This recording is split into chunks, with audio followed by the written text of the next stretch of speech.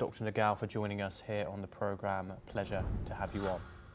We now move over to Europe for our next story, where British far-right leader Tommy Robinson has organised a protest in London named Unite the Kingdom.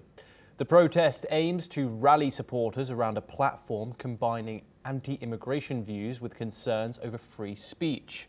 The demonstration invoked the killing of American conservative activist Charlie Kirk, using his death to galvanise support for the rally. In a video posted online, Tommy Robinson called on his supporters to march for freedom for their children and for Charlie Kirk. A similar protest took place in July of 2024, where thousands of people turned out. During the upcoming protest, there will be a march across Westminster Bridge and a rally near Downing Street. Far-right figures from across Europe and North America are also expected to participate. Planned speakers include French politician Eric Zemmour and Peter Boustrion of the Alternative for Germany party, otherwise known as the AfD. Far-right commentator Katie Hopkins and controversial Canadian psychologist Jordan Peterson are also expected to attend. We're now joined by Dan Perry. He is a world affairs analyst and he joins us live from Tel Aviv in Israel. Dan, thank you very much for taking the time to speak to us on this today. Dan, Tommy Robinson has cited the death of Charlie Kirk as one of the reasons for this march. What does this say about transatlantic far-right linkages and worldwide far-right linkages, in fact? Dan, I believe you have a mute audio on. Yes, apologies. Thank you. We are seeing the emergence of a new type of transatlantic alliance, far different from the old one. And we're talking here about far-right populist groups that are fundamentally anti-immigrant and whose main axe to grind, essentially, is opposition to the far-left progressive movement. The obsession with gender, the emphasis on identity politics, and a lot of the grievance that the far-right groups are feeling really has to do with the sense that Christianity, white culture as attached to this idea of a Western culture is under threat from various groups. And in the US, it may be more to do with Hispanics, and in Europe, obviously, it's Muslim and African immigrants. None of it is particularly pretty, but these groups have a lot of appeal because of what many people in the center, even the liberal center in both countries, think has been excessive, overreach by the progressive movement, and a sense that people in the West are no longer in touch with their own historical origins and are sort of the only society on earth expected to accept immigrants without limits. These are great exaggerations of the reality, but they do attach to certain problems that have emerged in some of these societies to do with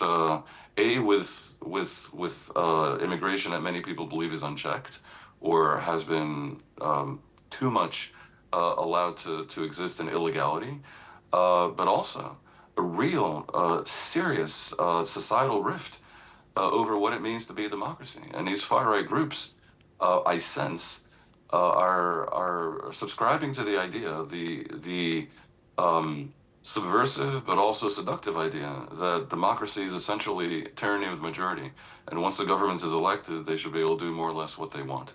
That is what is driving a lot of the actions of the Trump administration in the U.S. We see manifestations of it elsewhere. Obviously, Erdogan's Turkey and Orban's Hungary. It was the case in Russia that was kind of a vanguard of all this 10, 20 years ago, but of course in Russia it mutated to full dictatorship, and the fears of people in the center in these Western countries are that if this far-right populist movement represented in the UK by Tommy Robinson, but also by others, some would say that Nigel Farage, who's currently leading the polls as part of it as well, that if they should come to power, the result would be tremendous diminution and maybe ultimately destruction of the liberal democracy, which means checks and balances and separation of the different parts of government, judicial, legislative, and executive, and all the other rights and safeguards that constitute democracy, that type of democracy that has brought prosperity to the West, might disappear from the earth. This is Yes. a toxic divide and a real issue in Western countries. And the Charlie Kirk murder is being used to whip up support for the far right in a manner that I do not think Kirk himself, who was a man of dialogue and of the dialectic, Yes. would necessarily want. Dan, I do apologise for interrupting you. We are currently showing live visuals of the streets of London where thousands and thousands of people are lined up in protest. As you can see there, a sea of Union Jacks and St George's crosses lining the streets of the English capital there. Dan, I want to come back to you as we look at those visuals about how many people are really getting behind this movement. Who exactly is Tommy Robinson, and what does it say about the state of Britain, the state of Europe right now, and what extent do these protests in London reflect a broad wave of far-right populism in Europe and, of course, also in North America as well? Well, I mean, Robinson is in fact a pseudonym. His real name is this has been almost forgotten. Yancey, I think it is. He is. I mean, his reputation is that of a rabble rouser. But he speaks for a very loud minority in Britain that basically hates immigrants. The immigration issue in the UK and also parts of mainland Europe can be viewed a number of different ways, and these far-right movements, I think, exaggerate the demographic impact of the Muslim immigrants. In the UK, I don't think it's more than 6%. Even in France, the immigrants, if you include the Africans as well, difficult to gauge because France doesn't keep demographic data as much as other countries, but it's no more than 10, 12%. Germany, also less than 10%. So it's not like the Muslims are going to take over Europe anytime soon. But what you do see is many cities where to which the immigrant communities gravitate. And, there has been reporting about, for example, how in public primary and secondary schools in Vienna, immigrants, generally Muslim immigrants, account for over 40% of students. Of course, there are some cities in the UK that now have Muslim mayors. That includes London. There are cities where huge neighborhoods are considered to be off limits to police because of gangs of immigrants running them and criminality and so forth. But I think these communities tend to be congregated, almost ghettoized, in certain specific areas where their numbers are inflated, and so that enables, through selective reporting, the agitation of people who fear a societal takeover.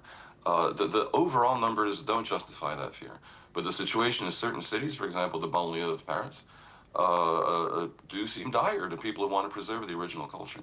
All this attaches to a huge philosophical question about the nature of migration and immigration, the question of indigeneity, who has the right to control the culture of a particular place, should borders be open, when you accept immigrants, should you try to assimilate them into your own culture? On the other hand, if you're a liberal culture, can you not do that? Can you be liberal with incoming immigrant societies that are illiberal and that, for example, harbor views that you'd consider to be misogynistic in some cases, certainly anti-LGBTQ, anti-gay, and more. So there's real tensions.